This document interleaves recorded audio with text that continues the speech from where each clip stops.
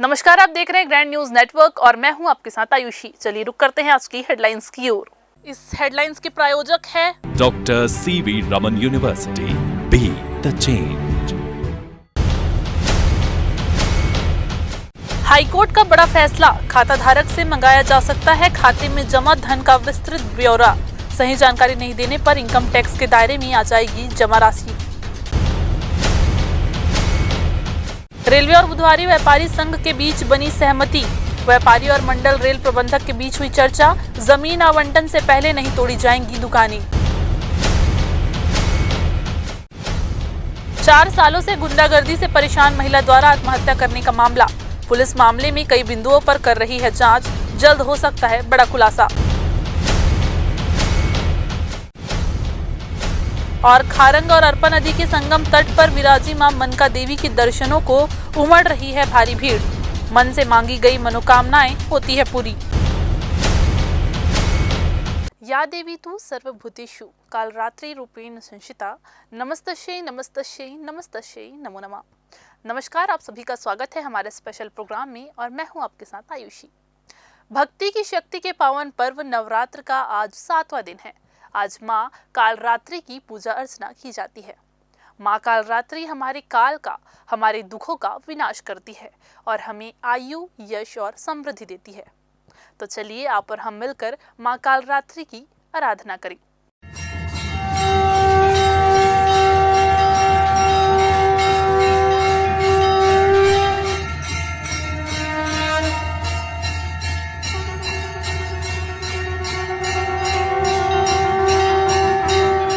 कालरात्रि माता को देवी दुर्गा के 9 रूपों में से 7वां स्वरूप कहा गया है। नवरात्र के 7वें दिन माता के इसी स्वरूप को ध्यान में रखकर इनकी पूजा की जाती है। देवी का ये नाम उनके स्वरूप के कारण से है।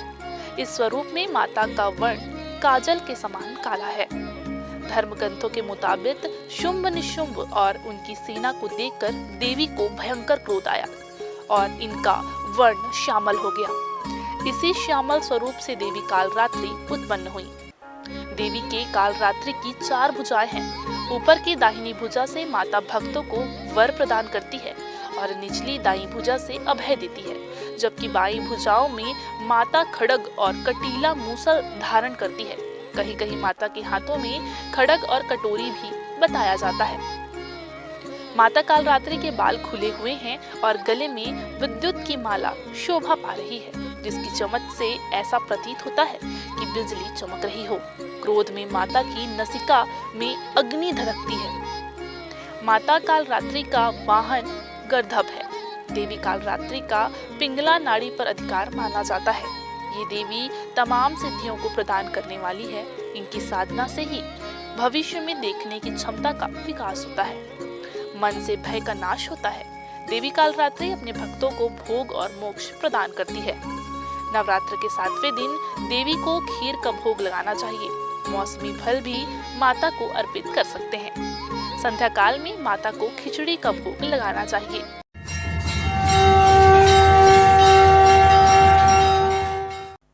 दोस्तों, नवरात्र पर्व के आज 7वें दिन हम आपको छत्तीसगढ़ के एक ऐसे मंदिर की ओर ले चलते हैं जहां माता के दर्शन के लिए स्वयं भालू आते हैं और आरती में शामिल होकर प्रसाद लेकर चले जाते हैं। जी हाँ, सुनकर आश्चर्य हुआ ना, पर ये सच है। दरअसल छत्तीसगढ़ के महासमुंद जिले के बाग बगरा के एक छोटे से गांव में लोकेटेड है माता चंडी का मंदिर। यहाँ एक समय में तांत्रिक और अघोरी का आना जाना हुआ करता था। फिर लोगों के लिए माँ चंडी का मंदिर खोला गया। आपको बता दें कि लगभग 9 फीट ऊंची मां की प्रतिमा भूगर्भित है, यानी कि जमीन से खुद ब खुद उत्पन्न हुई है। कहते हैं कि मां की प्रतिमा निरंतर बढ़ती ही जा रही है। बहुत सारे छोटे मोटे पहाड़ियों से घिरा पहाड़ में स्थित चंडी माता के इस मंदिर में बहुत ही मनोरम दृश्य देखने को मिलता है। जी हाँ, आपको बता दें कि मां आदिशक्ति मां चंडी में प्रत्येक दिन दोपहर से शाम के बीच अपने परिवार के साथ भालू माता के दर्शन के लिए आते हैं और आरती के बाद प्रसाद लेकर चले जाते हैं, जिन्हें देखने के लिए श्रद्धालु भी यहाँ आते हैं। ऐसा भी कहा जाता है कि नवरात्र के पावन पर्व में जो भी श्रद्धालु यहाँ सच्चे मन से कोई मनोकामना लेकर आते हैं, माँ उनकी मनोकामनाएं जरूर पूरी करती है। माँ आदिशक्ति, माँ जगत जननी, माँ जगदम्बा तेरी सदा ही जय हो। या देवी तु सर्वभूतेषु कात्यायनी रूपेण संशिता नमस्तस्यै नमस्तस्यै नमस्तस्यै नमो नमः। भक्ति की शक्ति के महापर्व नवरात्र का आज 6वां दिन है। इस दिन माँ की शक्ति स्वरूपा माँ कात्यायनी की पूजा अर्चना की जाती है। इनकी भक्ति से आयु, यश, बल और आरोग्य की प्राप्ति होती है। तो चलिए आप और हम मिलकर करते हैं माँ कात्यायनी की पूजा अर्चना।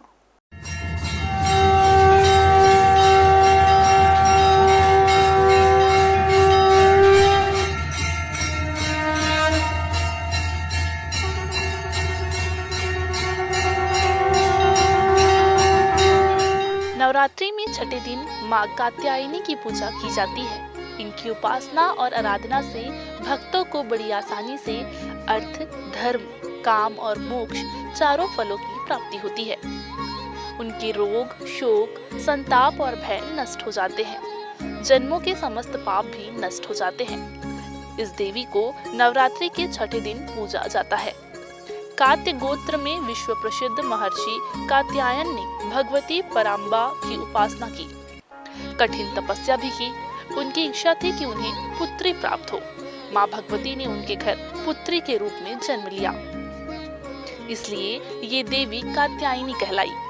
इनका गुण शोध कार्य है, इसलिए इस वैज्ञानिक युग में कात्यायनी का महत्व सर्वाधिक हो जाता है। इनकी कृपा से ही सारे कार्य पूरे हो जाते हैं।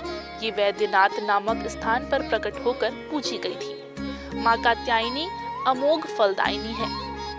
भगवान कृष्ण को पति रूप में पाने के लिए ब्रज की गोपियों ने इन्हीं की पूजा की थी। ये पूजा कालिंदी यमुना के तट पर की गई थी, इसलिए ये ब्रजमंडल की अधिष्ठात्री देवी के रूप में प्रतिष्ठित है। इनका स्वरूप अत्यंत भव्य और दिव्य है। ये स्वर्ण के समान चमकती है और भास्वर है। इनकी 4 भुजाएं हैं। दाईं तरफ का ऊपर वाला अभय मुद्रा में है तथा नीचे वाला हाथ वर मुद्रा में है। माँ के बाईं तरफ के ऊपर वाले हाथ में तलवार है व नीचे वाले हाथ में कमल का फूल सुशोभित है। इनका वाहन भी सिंह है। इनकी उपासना और आराधना से भक्तों को बड़ी आसानी से अर्थ, धर्म, काम और मोक्ष चारों फलों की प्राप्ति होती है। उनके रोग, शोक, संताप और भय नष्ट हो जाते हैं। जन्मों के समस्त पाप भी नष्ट हो जाते हैं। इसलिए कहा जाता है कि इस देवी की उपासना करने से परम पद की प्राप्ति होती है।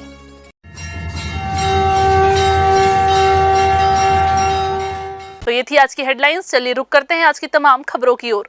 ग्रामीण क्षेत्रों में जिस तरह से अवैध नशीली चीजों का कारोबार फल फूल रहा है, उसने कहीं न कहीं ग्राम की फिजा को खराब करने का काम किया है। पिछले कुछ समय से जिस तरह से पुलिस के द्वारा अवैध शराब और नशीली वस्तुएं जब्त की जा रही है, वो ये दर्शाता है कि किस तरह ग्रामीण अंचलों में अब नशे का कारोबार फैल चुका है। इस मामले पर विरोध जताते हुए सोमवार को पचपेड़ी के ग्रामवासी बिलासपुर कलेक्ट्रेट पहुंचे, जहां उन्होंने बिलासपुर कलेक्टर को ज्ञापन सौंपते हुए कहा कि ग्राम में अवैध नशे के कारोबार की वजह से ग्रामवासियों का जीना मुहाल हो चुका है। बच्चों पर भी इसका विपरीत असर पड़ रहा है। तो वहीं पुलिस प्रशासन के द्वारा भी इस दिशा में कोई कार्यवाही नहीं की जा रही है। लगातार शिकायतों के बाद जब उनकी समस्या का समाधान नहीं हुआ तो उन्हें मजबूर होकर आज बिलासपुर कलेक्ट्रेट पहुंचना पड़ा है।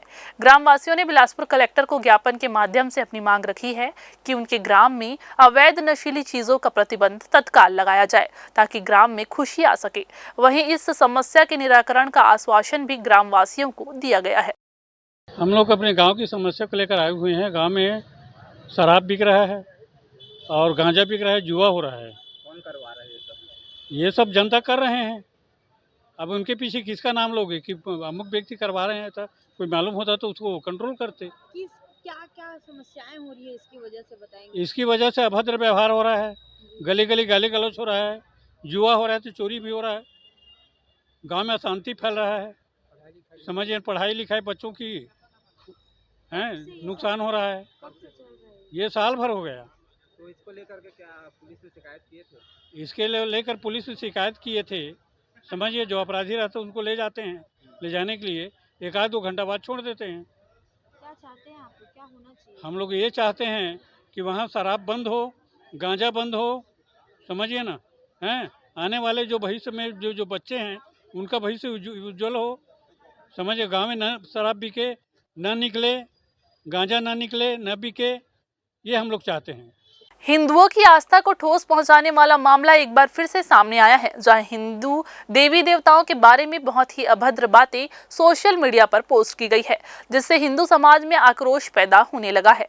सर्व हिंदू समाज बजरंग दल सिविल लाइन थाना पहुंचकर अभद्र टिप्पणी करने वाले के खिलाफ शिकायत दर्ज कराई है। सर्व हिंदू समाज के लोगों ने बताया कि सोशल मीडिया में संजय बंजारे नामक व्यक्ति लगातार कई दिनों से सनातन धर्म के ऊपर एवं हिंदू देवी देवताओं पर अश्लील टिप्पणियां कर रहा है। सर्व हिंदू समाज बिलासपुर द्वारा सिविल लाइन थाने में शिकायत दर्ज कराई गई है और प्रशासन से मांग की गई है कि दोषी को गिरफ्तार कर कार्यवाही की जाए, जिससे समाज में अशांति न फैले। यदि उचित कार्यवाही नहीं की जाएगी तो हिंदू समाज ने उग्र आंदोलन की चेतावनी भी दी है। जय श्री राम। जो आज संजय बंजारे के द्वारा लगातार जो अपने फेसबुक आईडी से पोस्ट किया जा रहा है, लगातार भगवान को बलात्कारी और शिव भगवान को नशेड़ी के रूप में जो उसके द्वारा प्रस्तुत किया जा रहा है, जो हिंदू समाज को पूरा आहत करने की कोशिश कर रहे हैं, इसके लिए उन्हें कड़ी चेतावनी दी जा रही है कि अगर वो अपनी मानसिकता को ना बदले तो उसके ऊपर कड़ी से कड़ी कार्रवाई जो प्रशासन करेगी ही। साथ में विश्व हिंदू परिषद बजरंग दल उनके ऊपर जो कार्रवाई करेगी उसके लिए तैयार रहे वो। अभी आप देख रहे हैं लगातार हमारे प्रदेश में विधर्मियों के द्वारा लगातार हिंदू भगवान देवी देवताओं को, हिंदू संस्कृति को लेकर अभद्र टिप्पणी और अभद्र पोस्ट किए जा रहे हैं। इसी परिप्रेक्ष्य में आज हम लोग बिलासपुर जिले के थाना सिविल लाइन में आकर संजय बंजारे जो कि अपने आप को निवासी बिलासपुर बताता है, उसके फेसबुक पर लगातार उसके द्वारा हिंदू संस्कृति और हिंदू संस्कार के बारे में, हिंदू देवी देवताओं के बारे में और हिंदुओं के बारे में बहुत ही अभद्र और अश्लील बातें लिखी जा रही हैं, पोस्ट की जा रही हैं। और हम ऐसे लोगों पे एकदम सीधे चेतावनी देते हैं, अगर तुम नास्तिक हो तो नास्तिक बनकर रहो। हमारे देवी देवताओं की पूजा नहीं कर सकते, तुम उनको संस्कार नहीं मानते, मत मानो। लेकिन अगर हमारे हिंदू देवी देवताओं के बारे में अगर तुम कहीं कुछ उल्टा अबलूल जुलूल बात करोगे, अभद्र कहोगे, अश्लीलता फैलाओगे तो कतई बर्दाश्त नहीं होगा। हम आप प्रशासन से, जिला पुलिस से आग्रह करने आए कि इसके खिलाफ कड़ी से कड़ी कार्रवाई करे, नहीं तो हिंदू समाज उसे कड़ी चेतावनी देता है कि संजय जो बंजारे है वो सुधार ला ले, नहीं तो उसके ऊपर हम लोग हिंदू समाज उसके खिलाफ कड़ी से कड़ी कार्रवाई करेगी। भारतीय रेलवे के द्वारा इन दिनों अपनी सभी डिविजनल क्षेत्र में तेजी से रेल लाइन विस्तार का काम किया जा रहा है। सफर रेल परिचालन के लिए ट्रैकों का विस्तार करना बहुत जरूरी है। यही वजह है कि पिछले कई वर्षों से रेलवे ट्रैक विस्तार को लेकर लगातार ट्रेनों को रद्द कर रहा है, लेकिन अब रेलवे के अधिकारी इस पर वीडियो जारी कर ये बताने की कोशिश कर रहे हैं कि ट्रेनों को रद्द करने की स्थिति क्यों बनती है। इस संबंध में रेलवे के CPRO ने जानकारी देते हुए बताया कि बिरसिंहपुर के पास चल रहे इस नॉन इंटरलॉकिंग के कार्य को पूर्ण होने के बाद इस मार्ग पर रेल परिचालन की गति को बढ़ाया जा सकेगा, लेकिन ट्रेनों के रद्द की जानकारी कुछ दिन पहले ही क्यों दी जाती है। इस पर रेलवे के CPRO का कहना है कि मौजूदा समय में यात्रियों को 15 दिन पहले टिकट रिफंड की सुविधा दी जा रही है। इसके अलावा कई दिन पहले ही इसकी जानकारी दे दी जाती है, जिससे उनको परेशानी ना हो। इसके अलावा जिन मार्ग पर नॉन इंटरलॉकिंग का कार्य चल रहा है वहां केवल साप्ताहिक ट्रेनों को रद्द किया जाता है, जबकि नियमित ट्रेन यथावत रहती है। लेकिन सवाल ये उठता है कि जब यात्री ट्रेनों को कैंसिल किया जा रहा है तो फिर माल गाड़ियों के परिचालन को कैसे यथावत रखा जाता है। इसके संबंध में रेलवे के अधिकारी कुछ भी कहने से कतरा रहे हैं। बिरसिंहपुर में जो यार्ड रिमॉडलिंग का काम हो रहा है, ये काम अनूपपुर से लेकर कटनी में जो 3rd लाइन बन रही है उसके अंतर्गत हो रहा है। ये इस काम में जैसे 3rd लाइन 2 स्टेशन के बीच में बन चुकी है, उसको अभी बिरसिंहपुर स्टेशन से जोड़ने का काम कर रहे हैं। ये काम अभी 3 तारीख से लेकर 11 तारीख तक चलेगा। इसमें प्री एनआई और ये यार्ड मॉडलिंग एनआई के अंतर्गत होती है। ये जब काम कंप्लीट होगा तो ये उसके आजू बाजू वाले स्टेशन के बीच वाली 3rd लाइन कमीशन हो जाएगी। और ये जो अनूपपुर से लेकर कटनी ये पूरा सेक्शन जब कमीशन हो जाएगा तब ये इसमें जो ट्रैफिक है उसकी कैपेसिटी बढ़ेगी और फ्यूचर में ये ट्रेन की स्पीड और कैपेसिटी बढ़ने में इसकी हेल्प हो जाएगी। ये जो यार्ड रिमॉडलिंग काम होता है इसमें सेफ्टी का विशेष ध्यान रखना पड़ता है। और इसमें जैसे हमने पहले भी बोला है कि नॉर्मल टाइम में अगर एक स्टेशन से ट्रेन को जाने में 3 से 5 मिनट लगते हैं तो यार्ड रिमॉडलिंग के टाइम में उसको ऑलमोस्ट 15 से 20 मिनट लगता है। इसकी वजह से उस स्टेशन से चलने वाली ट्रेन की जो हमारी कैपेसिटी वो कम हो जाती है।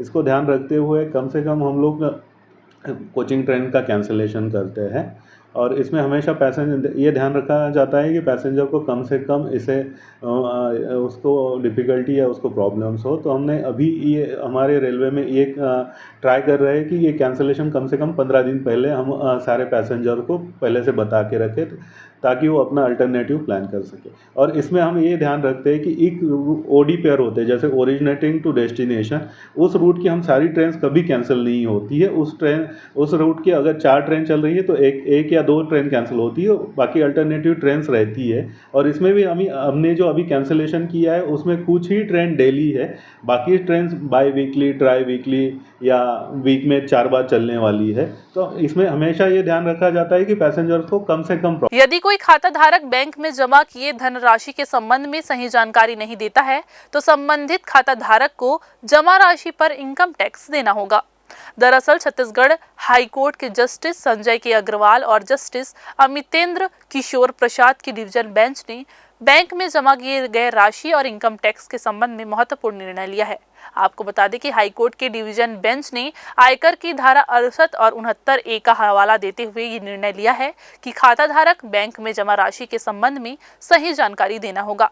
यदि वो ऐसा नहीं करता है तो वो राशि इनकम टैक्स के दायरे में लाई जा सकती है। साथ ही साथ डिवीजन बेंच ने ये भी कहा कि जमा की गई राशि के तीसरे पक्ष के नाम पर हो तो उस व्यक्ति से जमा राशि के स्रोत के बारे में विस्तृत जानकारी मांगी जानी चाहिए।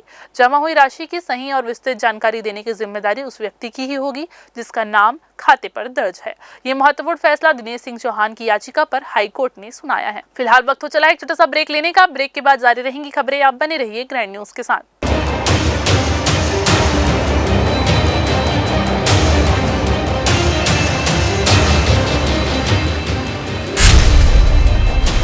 Dr. C.V. Raman University offers high-quality education to students, particularly those from difficult geographical areas of central India. The flourishing 70-acre campus boasts of more than 120 state-of-the-art laboratories, smart classrooms, research centers, and a plethora of on-campus facilities that provide easy access. Dr. C.V. Raman University. Break के बाद आप सभी का स्वागत है। Bilaspur rail मंडल ने पिछले दिनों रेलवे में मौजूद 18 दुकानों को नोटिस जारी कर 7 दिनों में दुकान खाली करने को कहा था, जिसके बाद से लगातार ये सभी दुकानदार रेलवे के अधिकारियों से बीच का रास्ता निकालने की मांग कर रहे थे।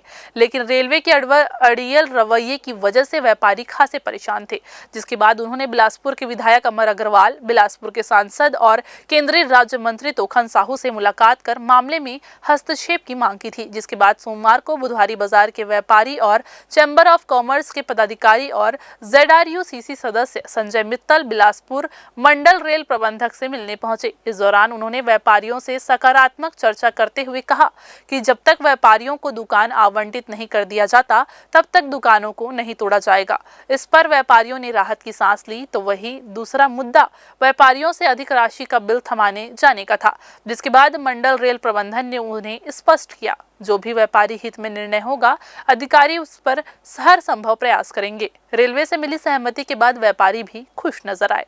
माननीय DRM से जो 18 दुकान को जो नोटिस मिली थी बुधवारी बाजार का, उस संदर्भ में हम चर्चा करने आए थे। साहब ने बहुत ही पॉजिटिवली जवाब दिया है कि कोई भी दुकानें नहीं टूटेगी जब तक उनकी वैकल्पिक व्यवस्था न किया जाए। ये अपने आप में हम व्यापारियों की सबसे बड़ी जीत है कि जो हम चाह रहे थे वो हमको जवाब मिला। और दूसरा कि जो 7 दिन का कोई नोटिस मिला था वो चूँकि एक लीगल नोटिस था और उन पे भी उन्होंने कहा कि चूँकि त्योहारी सीज़न है, हमने उनसे निवेदन किया कि साहब चूँकि त्यौहार में हर व्यापारी अपने दुकान में सामान रखते हैं, साल भर का इंतजार करते हैं, दिवाली का त्यौहार आएगा, तो कृपया उसको आप इस समय उनको परेशान न करें। उसके लिए भी उन्होंने कहा बिल्कुल हम परेशान नहीं करेंगे आपको, बल्कि ये परेशान की बात आप करते हैं, हम जब तक आपको नया अलॉटमेंट करके नहीं देंगे जब तक आप दुकान ना खाली करें। हम कहते हैं व्यापारियों के लिए सबसे बड़ी जीत है और हम सब व्यापारी इसके लिए तहे दिल से उनका शुक्रियाना अदा करते हैं और उनका हाथ ताली बजाकर उनका स्वागत करते हैं।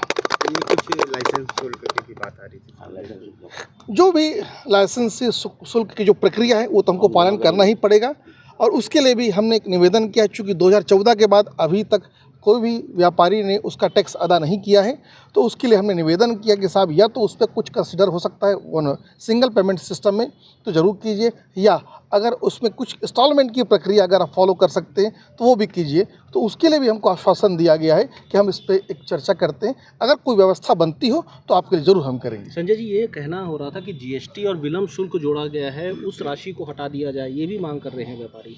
चूँकि 2017 के बाद जीएसटी इम्प्लीमेंट हुआ है तो कोई भी रूल ऐसा नहीं कि जीएसटी को हटाया जा सके। हाँ, 2017 के पहले जीएसटी नहीं लगेगी ये तय है, बट 2017 के बाद चूँकि जीएसटी इम्प्लीमेंट हो चुका था तो उसको तो गवर्नमेंट को फॉलो करना ही पड़ेगा। उन्होंने कहा भाई आप क्या चाहते हैं, कोर्ट जाना चाहते हैं या कंप्रोमाइज़ करना चाहते हैं। हमने कहा साहब हम कंप्रोमाइज़ करना चाहते हैं, हमें विकल्प कोई भी दुकान मतलब रास्ता दिखा दें कि हमको यहाँ पे दुकान दिया जाएगा, हम कोर्ट केस नहीं लड़ना चाहते। तो उन्होंने कहा ठीक है हम उसी करेंगे, जब तक कि आप लोग की विकल्प व्यवस्था नहीं हो जाती तब तक कि आपकी दुकान नहीं हटाई जाएगी, बशर्ते किराया आप लोगों को जमा करना पड़ेगा। हमने कहा साहब जो उचित हो देख लीजिएगा और देख करके हमें बता दीजिए, हम किराया जमा करने को तैयार हैं। चर्चा में ये हुई है कि उनके जो भी दुकान है वो स्टेशन रिडेवलपमेंट के एरिया में आ रहे हैं, तो उनको शीघ्राति शीघ्र खाली करना है और बुधवारी में ही जो कुछ एरिया हैं जहाँ पे कि खाली एरिया है तो उस पर्टिकुलर एरिया को ऑक्शन किया जाएगा और जो सबसे हाईएस्ट बिडर होगा जिसको वो मिलेगा तो वो रेट में इनको ऑफ़र किया जाएगा कि आप ये रेट पे उसको ले सकते हैं, ठीक है। और यदि लेते हैं तो उनको अल्टरनेटिव दे दिया जाएगा कि आप अपना वहाँ पे दुकान संचालित कर लीजिए, और नहीं लेते हैं तो उस सूरत में उनको खाली करना पड़ेगा। अभी 7 दिन का जो नोटिस दिया था उसे बढ़ाया जा रहा है क्या सर? 7 दिन का नोटिस जो खाली करने के लिए दिया गया था उसको बढ़ाया जाएगा तब तक जब तक कि रेलवे की तरफ से उनको ऑक्शन के माध्यम से, जिसमें बोली लगेगी, उस माध्यम से जब तक उनको एक अल्टरनेटिव अरेंजमेंट नहीं दिया जाता। लेकिन अल्टरनेटिव अरेंजमेंट में जो हाईएस्ट बिडर होगा, जो सबसे ज़्यादा जो बोली लगाएंगे, वो बोली को मैच करने का उनको अधिकार होगा कि भाई ठीक है, भले एक्स आदमी को मिला है, ये सेम लाइसेंस फी पे मैं लेना चाहता हूँ, तो उनको पहला अधिकार रहेगा। किराया को लेकर भी कुछ बदलाव होगा क्या सर? हाँ बिल्कुल होगा क्योंकि ऑक्शन हो रहा है। तो नहीं सर, अभी जो इनको एक और कुछ लोगों को, दुकानदारों को बहुत अधिक राशि दे दी गई है, जिससे उनका ये आरोप, इनका कहना है कि हमें कुछ सुविधा दे दी जाए कि जैसे हम कह रहे हैं जो उनसे किराया नहीं लिया गया बुधवारी बाजार वालों से, तो उनका कहना है कि हमें कुछ सुविधा दी जाए, उसको लेकर भी कुछ चर्चा हुई है क्या आज? नहीं, देखिए उनका जो बकाया राशि है वही उनसे मांगा गया है, और बकाया राशि चूँकि काफ़ी समय का था तो काफ़ी मतलब उनको लग रहा होगा बड़ा, लेकिन अभी जो रेलवे में जितने भी टेंडर ठेका जो भी होते हैं, इस तरीके का लाइसेंस फी जितना उनका आया है वो तो नॉर्मल है, कोई बहुत ज़्यादा है। इधर जिले में सड़क हादसे कम होने का नाम ही नहीं ले रहे हैं। ग्राम गटौरा के सड़क हादसे ने दिल दहला कर रख दिया था। एक बार फिर से सिपत के सड़क पर एक हादसा हो गया, जहां सिपत से लगे ग्राम पंधी में रविवार की सुबह सड़क हादसे में एक युवक की मौत हो गई। आपको बता दें कि ग्राम ठरकपुर के रहने वाले 22 वर्षीय प्रशांत पटेल पंधी स्थित बोरी फैक्ट्री में कैमरा ऑपरेटर था, जो शनिवार को रात को ड्यूटी करने के बाद सुबह 7 बजे ड्यूटी से छुट्टी लेने के बाद किसी काम से बिलासपुर की ओर निकला था। तभी ग्राम पंधी स्थित दीवान राइस मिल के ठीक सामने कोरबा से बिलासपुर की ओर जा रहे तेज रफ्तार माजदा क्रमांक CG10R0790 के चालक ने लापरवाही पूर्वक वाहन चलाते हुए प्रशांत को अपनी चपेट में ले लिया। घटना की जानकारी आसपास के लोगों ने सिपत पुलिस को दी, जहां मौके पर पुलिस पहुंची और घायल को अस्पताल भेजा, लेकिन प्रशांत के सिर में गंभीर चोट होने की वजह से रास्ते में ही उसने दम तोड़ दिया, जिसके बाद पुलिस ने माजदा जब्त कर आरोपी चालक को गिरफ्तार कर आगे की कार्यवाही में जुट गई है। पेंड्रा थाना क्षेत्र में एक विचित्र जालसाजी के मामले का खुलासा तब हुआ जब एक CISF का जवान ठगी का अपराध दर्ज कराने थाने पहुंचा। जी हां, आपको बता दें कि CISF की सुरक्षा बल का एक यूनिट का जवान पेंड्रा थाना क्षेत्र के ग्राम पतगवां का निवासी बलराम सिंह राठौर है, जो वर्तमान में दिल्ली मेट्रो कॉरपोरेशन में GD आरक्षक के पद पर पदस्थ है। बलराम सिंह राठौर के मुताबिक वह इस महिला से अप्रैल 2020 में मिला था, तब उसने खुद को TTE बताकर बात शुरू की। आरोपी महिला ने शुरुआत से ही अपनी पहचान बदलकर CISF जवान से बातचीत की, और जब सरोज ने बलराम का विश्वास जीत लिया, तब उसकी बहन तोषवती राठौर और चाची सरोज राठौर को रेलवे में नौकरी दिलाने के नाम से अलग अलग किस्तों में ऑनलाइन और नगद कुल 2,50,000 रुपए की ट्रांजैक्शन कराकर धोखाधड़ी की। पर जब नौकरी नहीं लगने पर पैसा वापस मांगा गया तो बलराम पर उल्टा फंसा देने का दबाव देने लगी और पैसों की मांग करने लगी, जिसके बाद बलराम और उसके परिवार को महिला द्वारा ठगी का संदेह हुआ तो उन्होंने पुलिस से मदद मांगी, जहां उन्हें पता चला कि इससे पूर्व भी आरोपी सरोज के ऊपर रेलवे में नौकरी लगाने के नाम से ठगी के चलते वर्ष 2017 में थाना पेंड्रा में अपराध पंजीबद्ध किया गया और जांच जारी है। अफ्रीकी देश कांगो में एक बड़ा हादसा हुआ है। कांगो में मौजूद झील में नाव के पलटने से लगभग 70 से 80 लोगों की मौत हो गई है। ये पूरा हादसा कैमरे में कैद हो गया है। देखिए एक खास रिपोर्ट कि कैसे एक झील ने कईयों की जान ले ली। ये वीडियो आपको विचलित कर सकती है।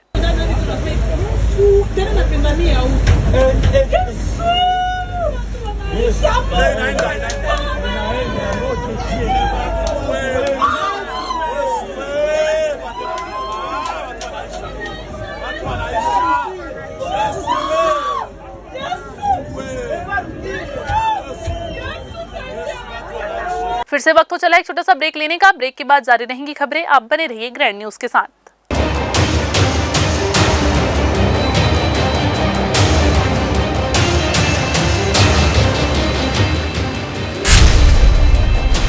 Dr. C.V. Raman University offers high-quality education to students, particularly those from difficult geographical areas of Central India. The flourishing 70-acre campus boasts of more than 120 state-of-the-art laboratories, smart classrooms, research centers, and a plethora of on-campus facilities that provide easy access. Dr. C.V. Raman University. Break के बाद आप सभी का एक बार फिर से स्वागत है। बिलासपुर श्रीकांत वर्मा मार्ग में रहने वाली प्रियंका सिंह ने रविवार को सुबह फांसी लगाकर आत्महत्या कर ली थी।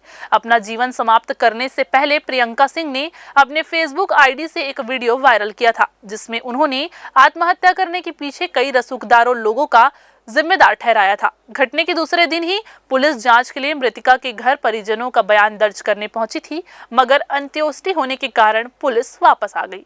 इधर पूरे मामले के जांच अधिकारी सीएसपी निमितेश सिंह परिहार ने कहा कि मृतका ने अपने फेसबुक में जिन जिन लोगों का नाम लिया है उन सभी बिंदुओं पर बारीकी से जांच की जा रही है। इसके लिए जांच टीम का भी गठन किया गया है। समाज सेविका प्रियंका सिंह की आत्महत्या मामले में सीएसपी सिविल लाइन को जांच अधिकारी बनाया गया है। आपको बता दें कि आत्महत्या के इस मामले में मृतका ने पप्पू यादव, समर्पण क्लिनिक के संचालक doctor Ajit Mishra, high court advocate Deepti Shukla और उनके पति अनिल शुक्ला, श्री राम ज्वेलर्स का संचालक विवेक उर्फ विकी अग्रवाल, साईं मंदिर पुजारी और उनके बेटे के ऊपर छेड़खानी और मानसिक प्रताड़ना का आरोप लगाया था और इन्हें आत्महत्या के लिए प्रेरित करने के लिए भी दोषी ठहराया था। लगभग दोपहर को करीबन 1 बजे के आसपास पुलिस को ये सूचना प्राप्त हुई कि फेसबुक के माध्यम से प्रियंका सिंह के नाम की महिला ने फेसबुक लाइव के माध्यम से ये पोस्ट किया है कि वो आत्महत्या करने जा रही है। कुछ लोगों का उसने उसमें नाम भी बताया था। इस सूचना मिलने पर तत्काल पुलिस उसके घर पर पहुंची। घर पर पहुंचने पर जब देखा गया तो वह उसका जो शरीर है वो फंदे पे लटका हुआ मिला। इस पर तुरंत उसे पीएम के लिए बॉडी को रवाना किया गया था। इसमें जो फेसबुक के माध्यम से जो पोस्ट किया गया महिला का, उसकी सूक्ष्मता से और विस्तृत जांच की जा रही है। इस जांच में सभी पहलुओं को शामिल किया जा रहा है और इसकी बड़ी बारीकी से जांच करी। पुलिस अधीक्षक महोदय द्वारा स्वयं इसमें दिशा निर्देश दिए गए हैं जांच के लिए, तो हर पहलू को इसमें शामिल किया जाएगा। जैसे कुछ पता चल रहा है सर कि महिला डर जाती थी, ऊंची आवाज़ों में बात करती थी, क्या वो मानसिक रूप से? अभी पुलिस को इसमें एक्सपर्टीज़ नहीं है कि महिला की स्थिति, मन स्थिति क्या थी। ये पूरी तरह से जांच का विषय है। अब उसकी स्थिति क्या थी ये पुलिस इसको एक्सपर्टीज़ नहीं है, तो हमारा बता पाना अभी इसमें उचित नहीं है। इसमें एक्सपर्ट जो हैं वो उनकी टीम बोलेगी, एफएसएल की टीम लगी हुई है और उनके द्वारा जो निष्कर्ष दिया जाएगा वो जांच में उसको शामिल करके आगे निष्कर्ष निकाला जाएगा। नहीं, अभी जांच की जा रही है। वो तो जो नाम एक उनके दिए गए स्टेटमेंट, एक पोस्ट की एक बातें, हर बिंदु में जांच की जाएगी और बहुत बारीकी से करेंगे इस बात पे जांच।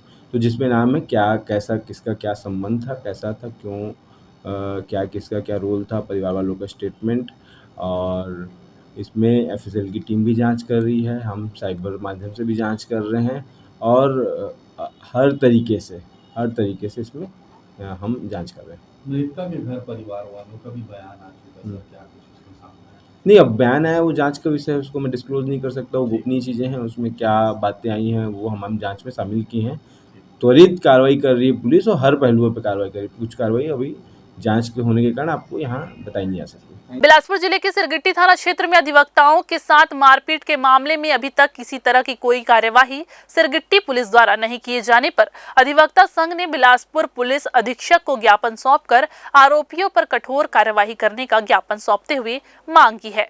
आपको बता दें कि बीते 6 सितंबर 2024 को अधिवक्ता संघ के सदस्य जसवंत कुमार अपने अन्य वकील साथियों के साथ खाना खाकर लौट रहे थे।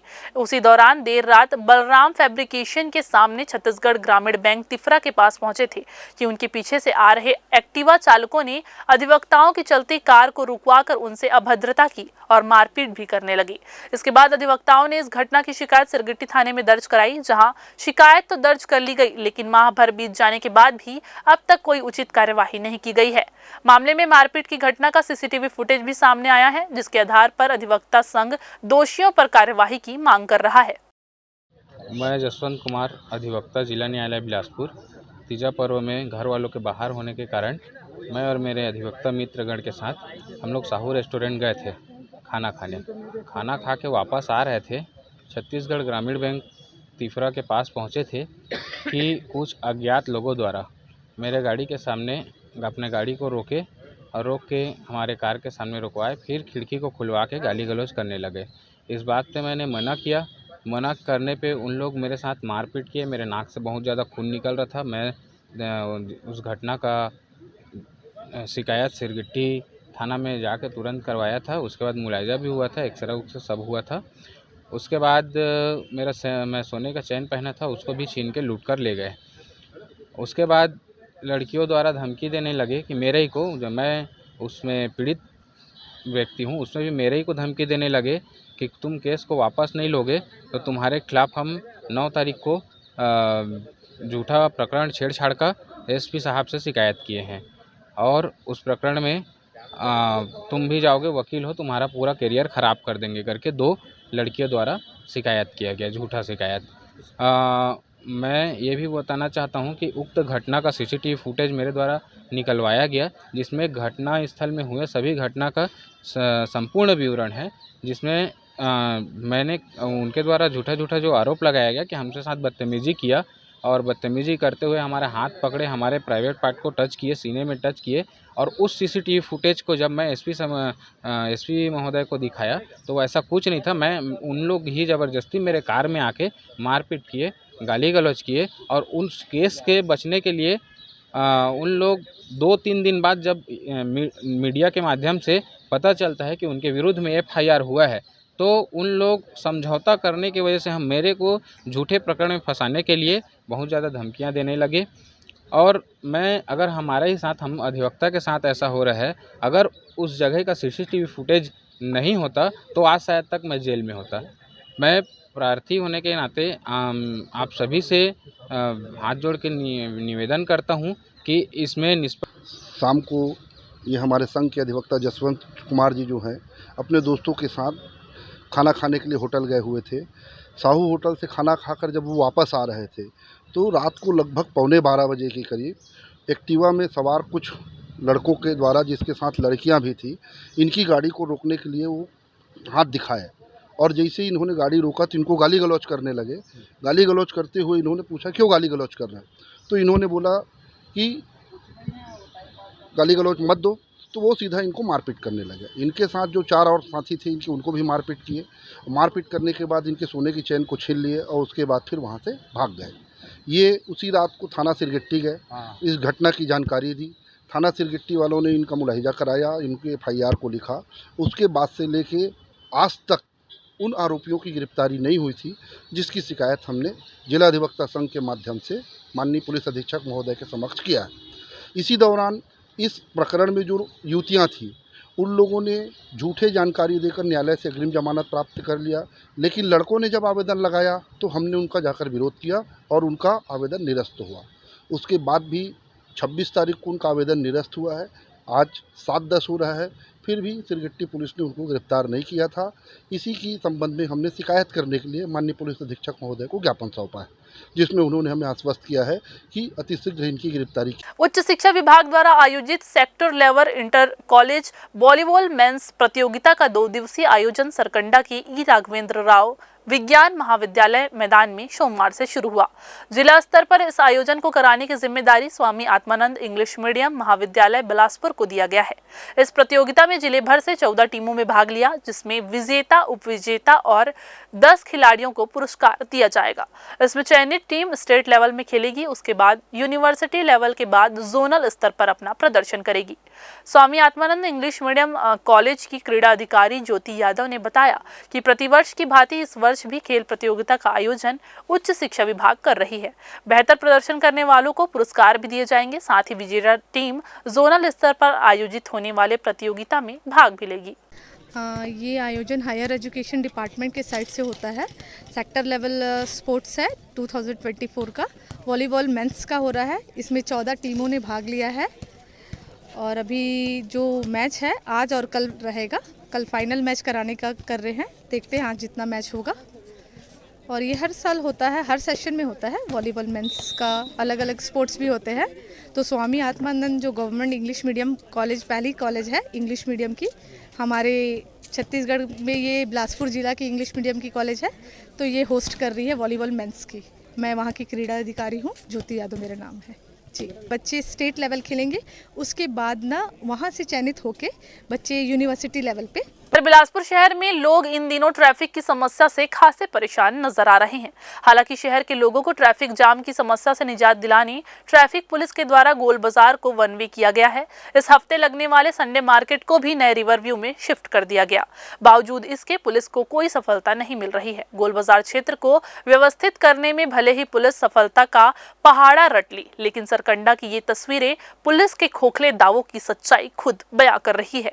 ये नजारा है अशोक नगर से बहतराई जाने वाले मार्ग का, जहां जाम की लंबी लाइनें लगी हुई है। छत्तीसगढ़ विधानसभा के अध्यक्ष डॉक्टर रमन सिंह और उप मुख्यमंत्री अरुण साव गंगरेल बांध के किनारे आयोजित 2 दिवसीय जल जगार महोत्सव और अंतर्राष्ट्रीय जल सम्मेलन के समापन कार्यक्रम में शामिल हुए। लोगों को जल संरक्षण और जल संचय के प्रति जागरूक करने 2 दिवसीय जल जगार महोत्सव के दौरान विभिन्न कार्यक्रमों और गतिविधियों का आयोजन किया गया।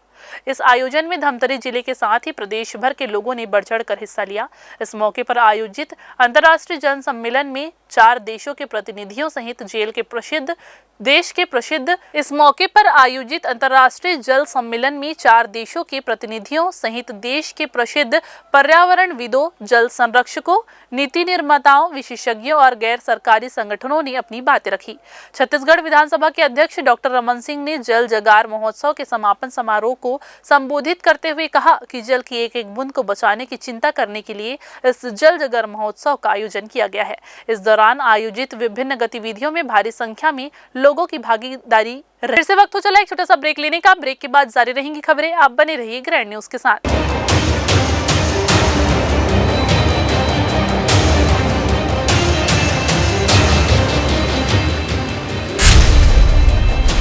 Dr. C.V. Raman University offers high-quality education to students, particularly those from difficult geographical areas of central India. The flourishing 70-acre campus boasts of more than 120 state-of-the-art laboratories, smart classrooms, research centers, and a plethora of on-campus facilities that provide easy access.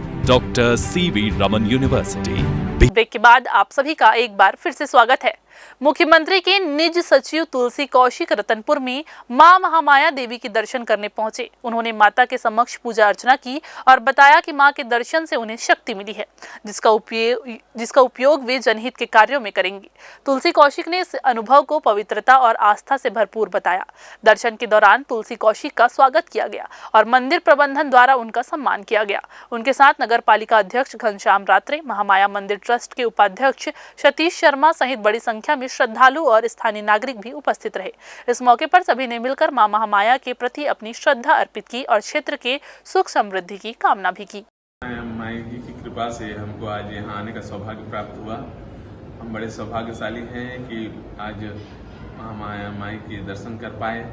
पवित्र जगह के दर्शन करने से हम भी पवित्र हुए और यहाँ से एक ताकत लेकर के हम जा रहे हैं और उस ताकत से छत्तीसगढ़ की जनता की सेवा के लिए हम अपने आप को समर्पित करने का प्रयास करेंगे। आप सब जनों से मिलकर के मुझे बड़ी प्रसन्नता हुई। भगवान करे इसी तरह आप लोगों के दर्शन मुझे हमेशा प्राप्त होता रहे।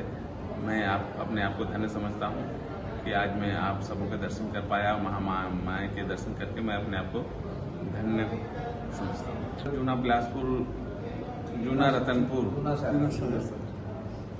शहर में अच्छा जूना शहर में भी एक प्राचीन मंदिर है। वहाँ भी एक सामाजिक बैठक थी, उसमें मुझे शामिल होने का सौभाग्य प्राप्त हुआ।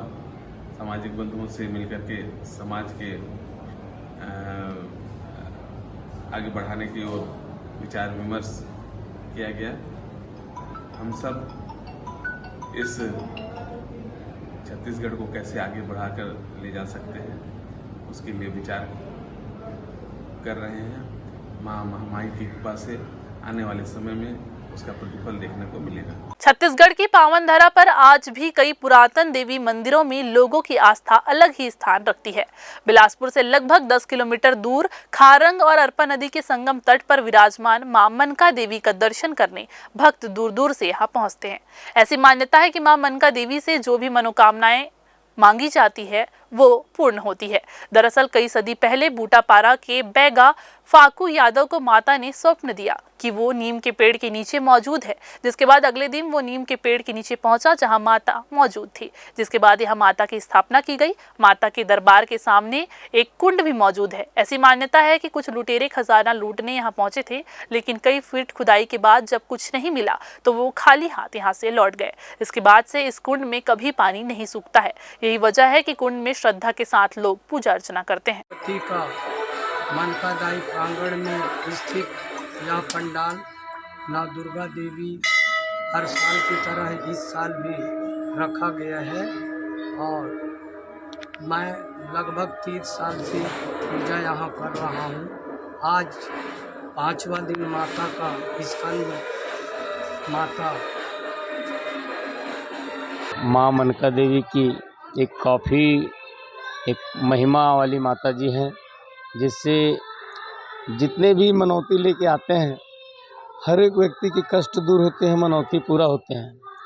और यहाँ नारियल बांधते हैं, मनोकामना ज्योति कलश प्रज्वलित कराते हैं और देखते ही देखते यहाँ पे माँ दुर्गा भवानी की पर्व, रामनवमी पर्व, माघ पूर्णिमा मेला, राउत बाजार महोत्सव, ऐसे अनेक कार्यक्रम जो हैं यहाँ काफ़ी अपार संख्या में यहाँ पब्लिक की आवाजाही। बहुत ही महत्वपूर्ण कुंड है।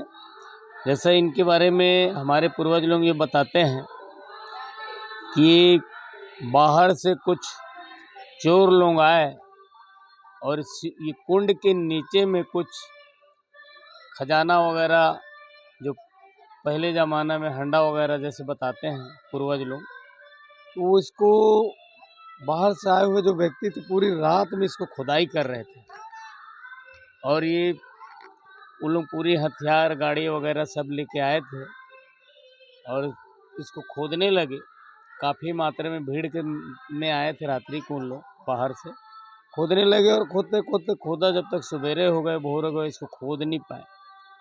उस दिन से पूर्वज लोगों की कहना है कि बहुत काफ़ी महत्वपूर्ण है और 12 मासी इसमें जो जल भराव हमेशा कुंड के अंदर रहता है। और आज में देखते देखते इनकी महिमा जो है अपार है और उनकी पब्लिक के आवाजाही के माध्यम से उनकी एक दर्शनीय स्थान बन चुके हैं। और यहाँ पे जो माँ मनका देवी माता जी हैं वो अरपा नदी और खारुंग नदी के संगम तट पे माई की विराजमान है और ये श्रीकुंड जो है और माता जी की विराजमान है। और यहाँ पे अरपा जीवनदायिनी जो नदी है, इसके हिसाब से बिलासपुर शहर की हृदय स्थल से निकले अरपा नदी के बीच और अरपा खारून के बीच में जो बसे माँ मनका देवी जो विराजित है, काफ़ी एक महिमा और अपार शक्ति वाली माँ है। इससे शहर के क्षेत्र के आसपास के लोग और साधु संत लोगों का यहाँ हमेशा आवाजाही लगा रहता है। माता रानी का हमेशा सदैव ऐसे ही पूजा अर्चना चलते रहता है और माता रानी भूलेख है, मातेश्वरी माँ मनका देवी मन की बात को जानने वाली है माता रानी मनका देवी, और हमेशा से ही ऐसे ही माता रानी का वर्चस्व बिल्कुल है और पूजा प्रतिष्ठा हमेशा हर वर्ष ऐसे ही होता रहता है। कितने साल हो गए आपको इस मंदिर में?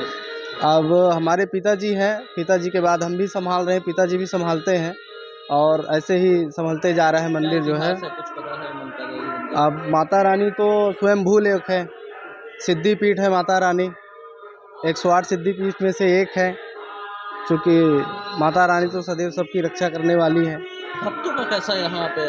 भक्तों का बिल्कुल बहुत अच्छे से है। माता रानी तो मन की बात को जान लेती है, इसीलिए माता रानी का नाम मनका देवी है। और नवरात्र के ये 9 दिन जैसा भक्तों का उत्साह रहता है? भक्तों के लिए बहुत महत्वपूर्ण रहता है नवरात्र का 9 दिन जो है। नवरात्र के साथ साथ ही हमेशा से ही माता रानी के लिए, हर भक्तों के लिए हमेशा माता रानी ध्यान देती हैं। पंडित राकेश तिवारी। पूर्व मुख्यमंत्री भूपेश बघेल के करीबी रहे के श्रीवास्तव की अग्रिम जमानत याचिका हाईकोर्ट ने खारिज कर दी है। 15 करोड़ के धोखाधड़ी मामले में लगाई गई अग्रिम जमानत याचिका पर चीफ जस्टिस की अदालत में सुनवाई हुई। बता दें कि फरार चल रहे श्रीवास्तव को रायपुर पुलिस ने भगौड़ा करार देते हुए उस पर 10,000 रुपए का इनाम भी घोषित किया है। के श्रीवास्तव पर आरोप है कि उन्होंने दिल्ली की एक कंस्ट्रक्शन कंपनी को स्मार्ट सिटी प्रोजेक्ट के तहत 500 करोड़ रुपए का ठेका दिलाने का झांसा दिया है, जिसके चलते रावत एसोसिएशन के मालिक अर्जुन रावत ने 10 से 17 जुलाई 2023 के बीच 15 करोड़ रुपए श्रीवास्तव को दिए थे। कंपनी को कोई काम नहीं मिला, जिससे ठगी का मामला सामने आया। इसके बाद कंपनी की ओर से रायपुर के तेलीबांधा थाने में धोखाधड़ी का मामला दर्ज किया गया था। तो ये थी आज की बुलेटिन की तमाम खबरें। अगली बुलेटिन में फिर होगी आपसे मुलाकात। तब तक के लिए पूरी टीम के साथ आयुषी को दीजिए इजाजत। नमस्कार।